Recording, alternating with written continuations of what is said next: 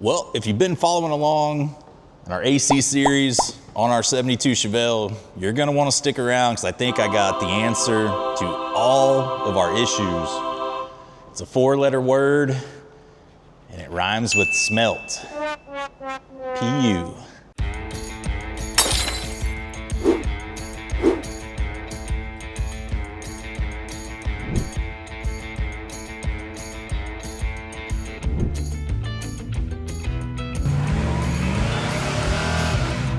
Just go out, do something that makes you happy, but make sure you're doing it on full blast. If you guys aren't familiar, this is the Poverty Tour Chevelle that we drove to San Diego and back. In Arizona, we were 107 and we were getting like 80-degree vent temps. I mean, everything under the hood was totally heat soaked. And I had vowed to, let's make this system better where we get better vent temps. And I've done a few things here and there. Last on it, I swapped the refrigerant from 143A to 152A, and I could get the vent temps down to about 50. And that was probably best case scenario for this system. And I just finished a belt driven kit on my GTO. And right off the bat, with the way the setup is on that car, I got 40-degree vent temps, like in between 40 and 45. As I told you guys in a previous video, the condenser that's located up here, it's a small unit. You can sort of see it here in the center. It takes up about half the real estate that the original one did. The one in the GTO is the exact same size, exact same fan setup. Well, this one's a puller and the GTO is a pusher. That's it. It's same fan, condensers almost identical. This condenser has the dryer attached on one end. The other condenser has an external dryer. So other than that, components of the kit are essentially the same. The blower, the interior blower on this one actually is larger. I think it has more CFM. So what I've decided, and I've told you guys before, the way my setup is, I cannot fit stock compressor with stock hoses. And that's kind of the caveat. So I started Googling hose mounting setups for stock style compressor of what would go in a 99 C3500 Chevrolet truck. Compressor sitting in the accessory drive will clear the hood by a hair, but where you run into the issues is your hose mount up here. All the hoses do this big arc and nothing would clear. And I had no idea till I went kind of down a deep dive, which at least for me, I don't search AC stuff much. Man, they make a custom fitting that's just a flat, straight out fitting for these compressors. You just have to screw on your number 10 and your number 6 hose. It's just a regular fitting. And it will shoot everything straight forward. So we're gonna have to do some 45ing and some 90ing to probably get everything where it needs to go. But I can make hoses to adapt this belt-driven compressor to the components of the electrical system. So what we're gonna need to do is fit our compressor, fit the union there, the fitting on top of it, see if it clears the hood. If not, we can cut some of this hood support out. It's all rusted out anyways. And then we're gonna need to adapt the logic from the board in there. So when it tells the compressor to kick on, we're gonna need to wire it to this compressor, which is easy. It's just a 12-volt signal.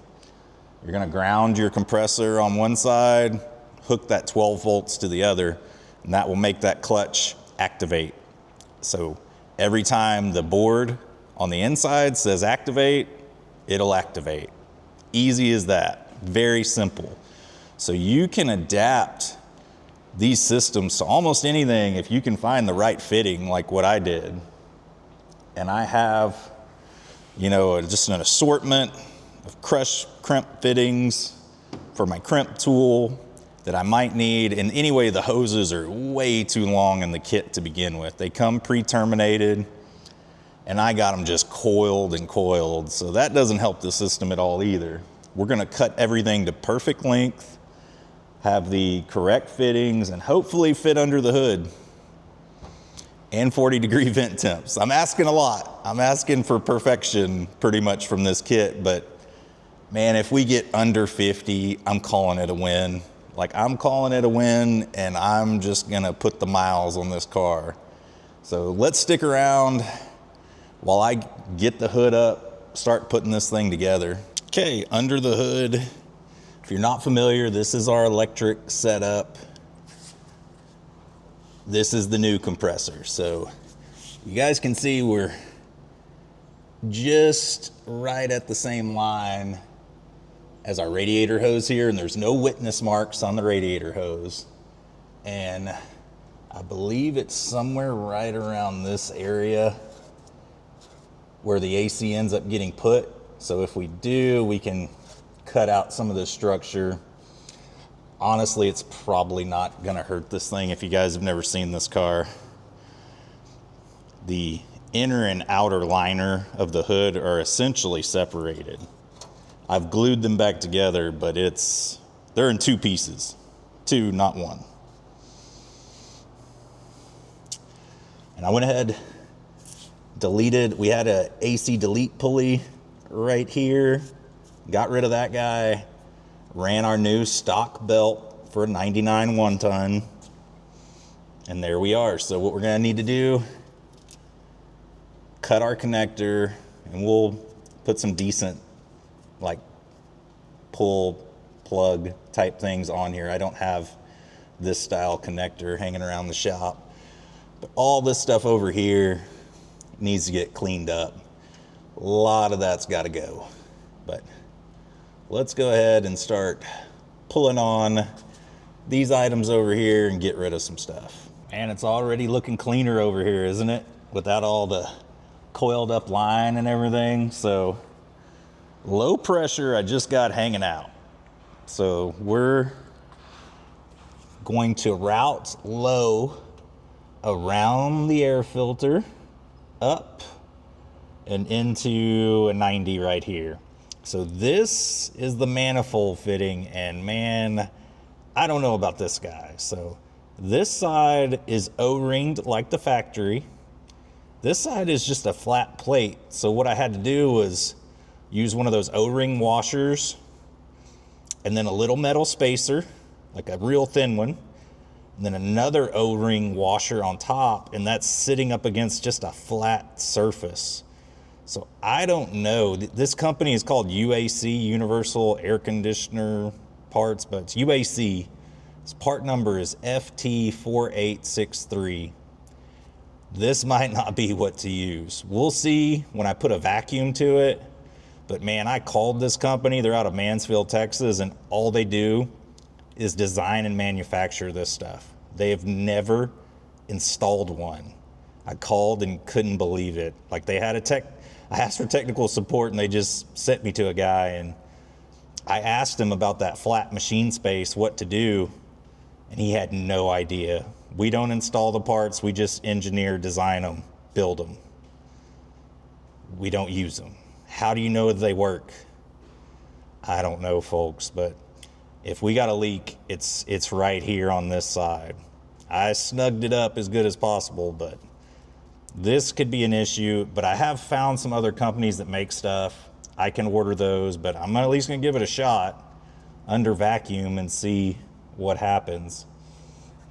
But I'm gonna go ahead, cut our discharge to length, start fitting that up and crimping it. All right, guys, I kind of got asked last video to do a little bit more showing the making the hoses. So this is gonna be our discharge here.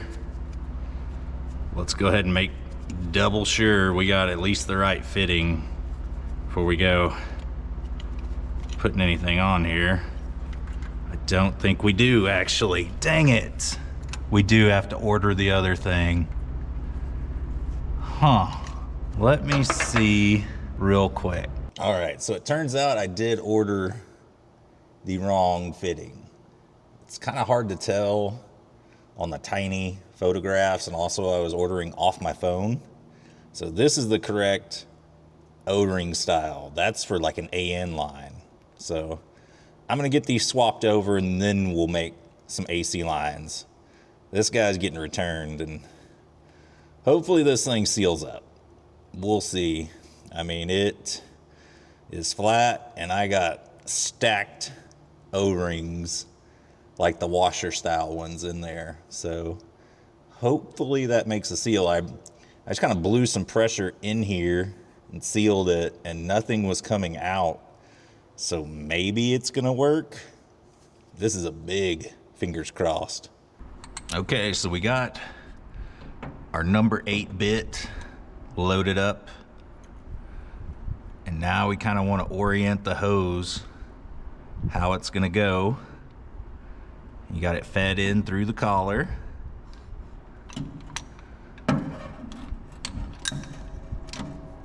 Now we're gonna clamp it if we can here.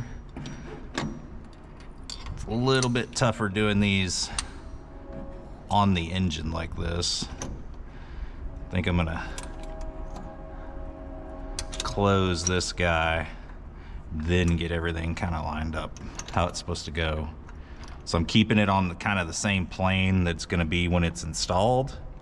And then you just wanna make sure there's a little bit of gap here on this end, a little bit of gap here on the inside. So you're pressing the center of the collar. Once this thing grabs, then you don't necessarily have to hold it. It'll hold it itself.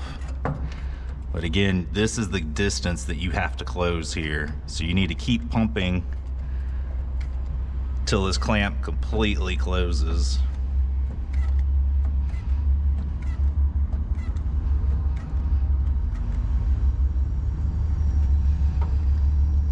Oh, we're almost there. Completely closed.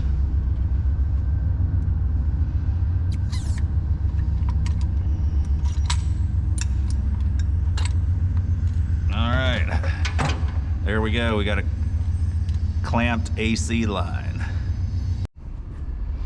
Well, that last crimp I did here, I didn't really like it. You can kind of spin the fitting on the hose, and I was wondering what was going on. So I wanted to compare.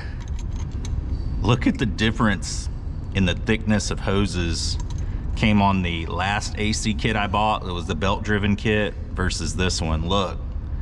So I think I can get by with this fitting.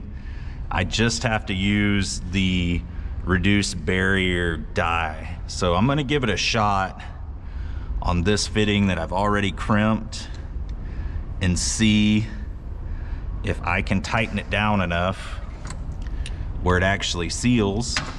I wonder if I put that on there, if that would help me. But will it work? And you need to kind of carefully line up the teeth on here. So I grabbed the number 8 reduced barrier bit.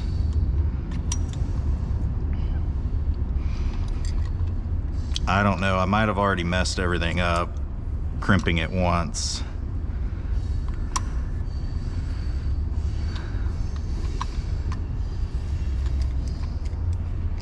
This should theoretically just squeeze it tighter, like a lot tighter. Make sure the hose is all the way in.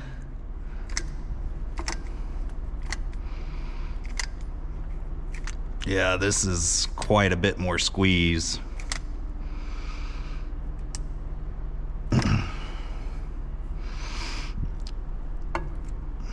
Yeah, that sucked it down quite a bit. Holy moly. Well, I don't think there's any chance of that ever leaking. Good Lord. That thing is sucked down. All right, well, I just need to find the number 10 reduced barrier bit. Do that again for this side. Man, I can't believe how cheesy the AC hoses are. Like I've never seen that. Okay, got the number 10 reduced barrier here.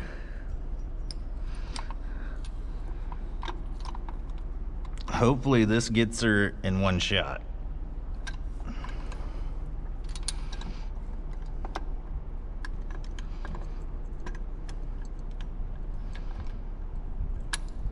All right. Is it not?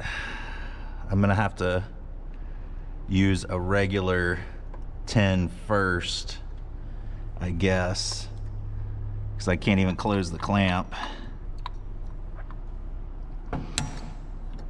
And then switch. All right. We're learning things. All right, so 10 locks on, no problem. What we're gonna have to do is crimp this thing twice. And since we're kind of in a precarious position, you want to make sure you're holding the hose inserted.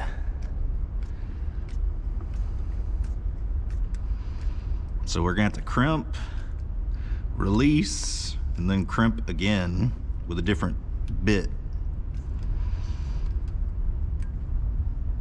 Hopefully, pray all this stuff works we're doing, because at this point we're kind of patching this together.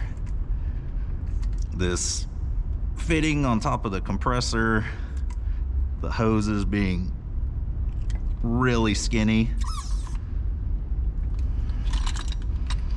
All right, first crimp done.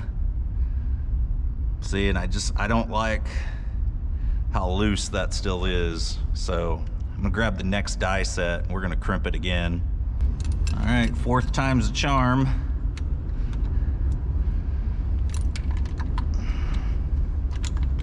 Now the tool wants to go on.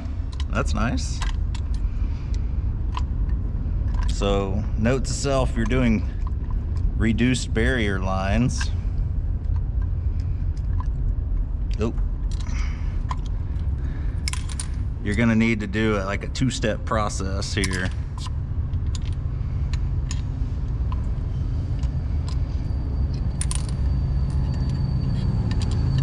Come on, there we go.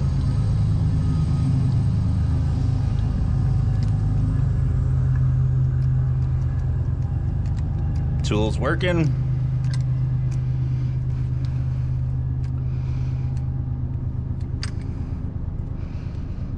It's definitely squeezing right now.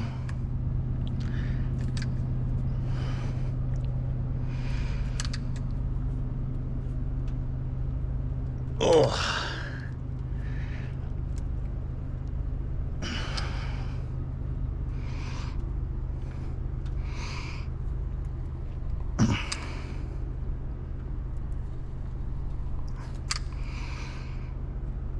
That's it. Wow. Hopefully these collars actually seal.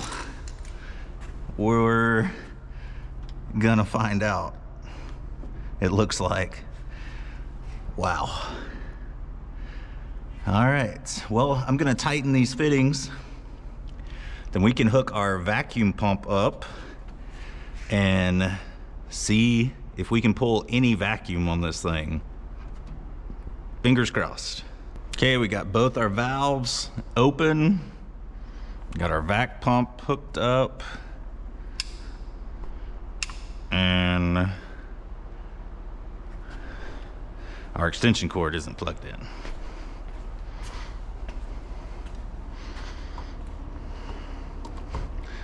Those things would help. Don't look at the shop, it's a mess, I know. Been building engines and tearing apart cars. Okay, we are going into negative, so there is at least some resistance to the atmosphere.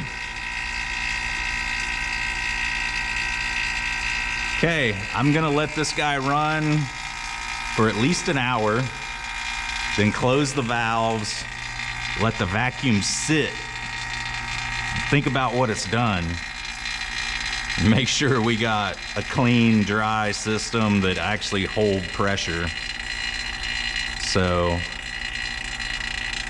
we shall see, but we're gonna go ahead and cut and jump to the future here where we have a perfect working AC system. No, maybe. Okay, we've been sitting for a few hours and the vac needles have not moved at all, so I think we're safe to begin putting some refrigerant in it. I went ahead, hooked up our can, purged our line, and what you want to do is just open your low side, and that should start pulling in some of the can here. So I'm gonna let that, I'm gonna get some water and spray over there on the fitting and just check and make sure we're not getting any leaks. Okay, I'm gonna go ahead and crank the car. I got the tailpipes outside, so hopefully we don't die.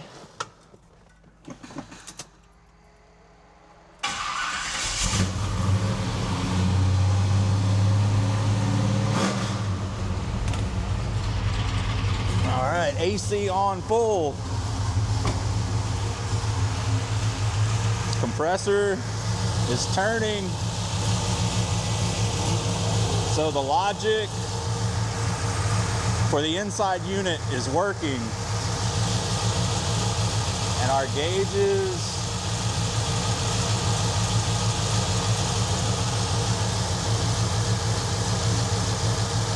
it's pulling a little bit of refrigerant. I feel it.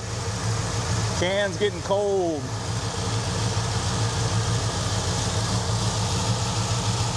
But we got a ways to go before we're full. We're gonna need at least one can, maybe about a third of another. From everything I've read, it's 12 to 16 ounces. I'm gonna kind of just play it by ear here, see how the system performs. But we're currently filling. Compressor working. Don't need a giant alternator, but I did have to cut that part of the hood out. It's junk anyways. We'll run it. So I've sprayed this block down multiple times. I don't see any bubbling. I think somehow this thing held. I switched off again to just like my old handheld filler. It's getting weird readings, but I did get my high pressure. It was like over here at about 225 before I shut it off, the discharge. We're gonna call it based on volume. I don't know if my low pressure side gauges are reading correctly. I don't know, but the system seems to be functioning. I don't know what that was. System seems to be functioning well, and I just need to go grab the thermometer and drive this thing around. I don't know. I don't know what is going on, but I couldn't get my low pressure reading to read correctly, but high pressure was fine. Is there a leak in the system? Is there an obstruction? I don't know, but the thing seems to be working great. And probably it's gonna be one of those only time will tell type things, but at least for now, I can kind of prove my theory right that this thing is gonna work much better. Might have to replace some fittings if those guys end up being troublesome and leaky. I did find another company that makes like a swivel manifold. So it's like a flat plate that these swivel ports actually go into the suction and discharge. You just clamp it down and it looks better than what I have here, to be perfectly honest with you. But let's disconnect this, get in the car. I need to go drive up to the GTO because the vent thermometer is still in that car. And then we'll throw the vent in. I got my wallet. We can take it out on the real road. All right, let's cruise up to the house. Whew. Get her in gear, maybe. I can tell you right now, this thing's working a lot better. I don't necessarily need a thermometer. The whole low side, high side thing's a little concerning, but see if it just kind of sorts itself out. I put about 16 ounces, which is max by volume that my other kit was recommending for like a belt-driven compressor. Can't imagine this thing needs much more than that. And it was blowing cold already. It's kind of better to be on the low side than the high side. So if you're not trusting what your pressures are showing you, it's probably better to stop than just keep pouring it to it.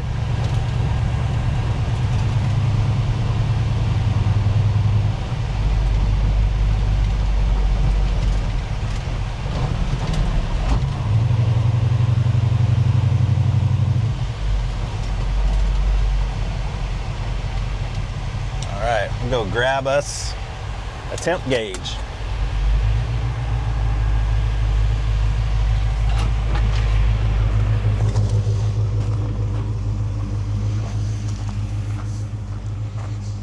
Hello, Mr. GTO. We'll be coming back to you real quick. Don't worry. Just take that right there.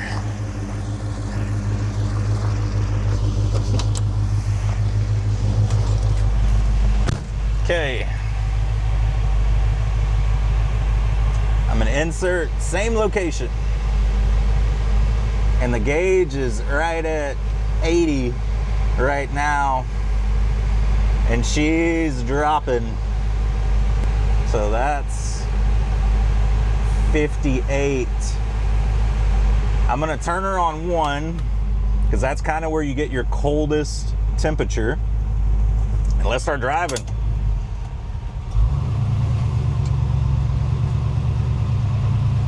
Let's put, woo, I'm really zoomed in there. Did not expect that.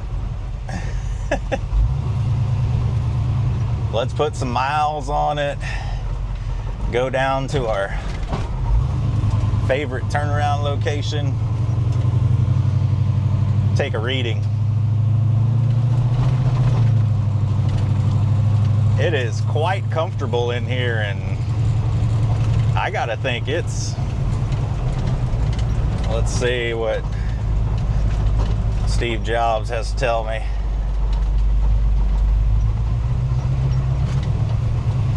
So it's 97 right now, folks. If you can see that on my screen, it's probably hard. But it's, the high is 99 today. 52% humidity, which is actually kind of low for us.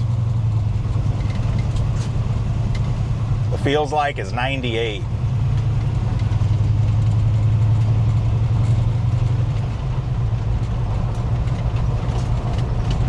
So why I went with the belt on this is I saw how well the GTO performed, and then I saw how much I was gonna have to spend on another alternator, another battery, possibly relocating things into the trunk.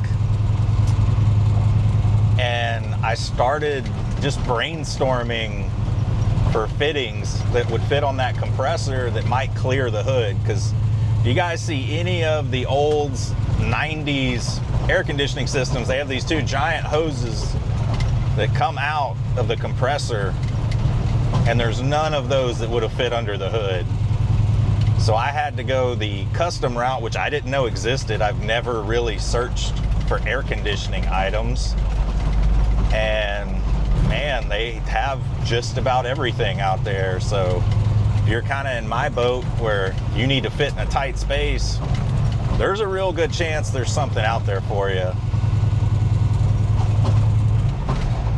So even on number one, guys, I'm pretty comfortable in here. Not sweating. I think all my stock replacement shocks are blown on this car. Poverty Tour was just rough on everybody.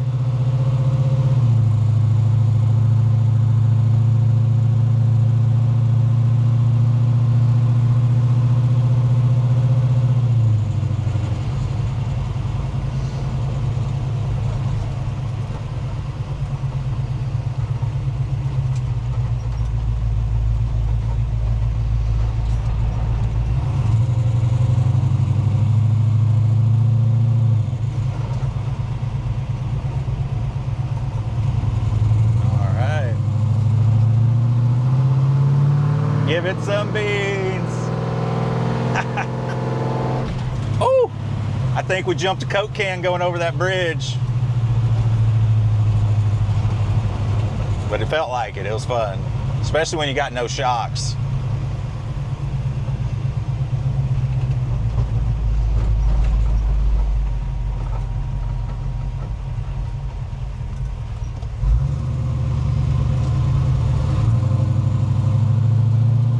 We might be getting low on gas. I'm probably pushing it here. Letting it idle for 15 minutes. Not ideal either with this car. Oh, squirrel.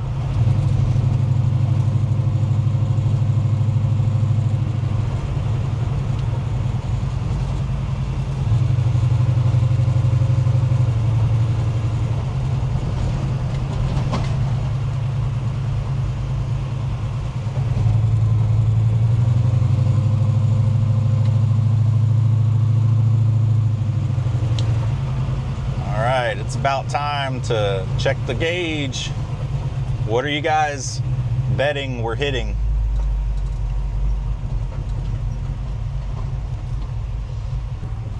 That compressor puts a decent amount of load on this car, I'm not gonna lie. Okay, I've learned that if you, from far out here, focus on it.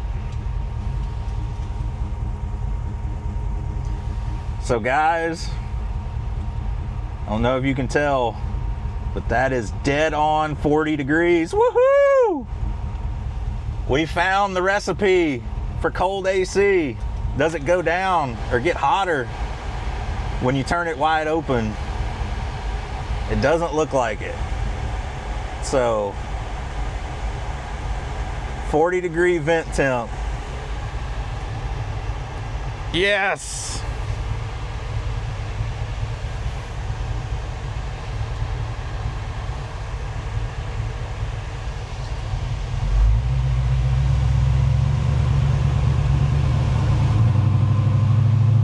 Been working on that the whole time. We finally got it.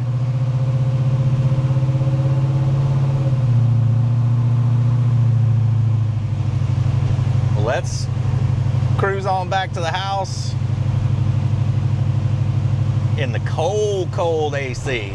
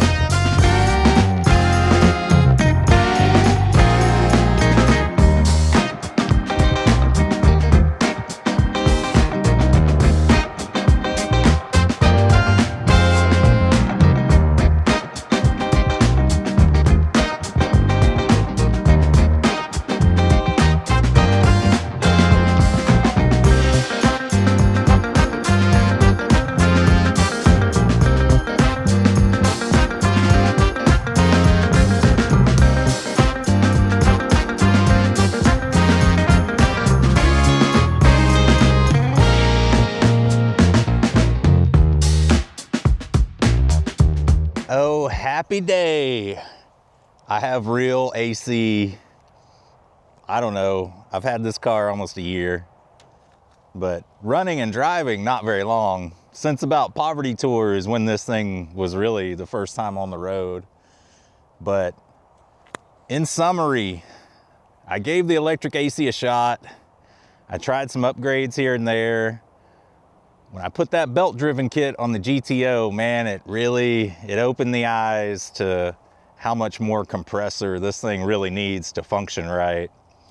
And I think you can make the electric AC work much better if you had like 200 plus amp alternator and probably a second battery for your system, or if you got a 24 volt system and ran the AC compressor in 24 volt setup. I think all those things, you know, combo of those could make the electric AC really functional for the street.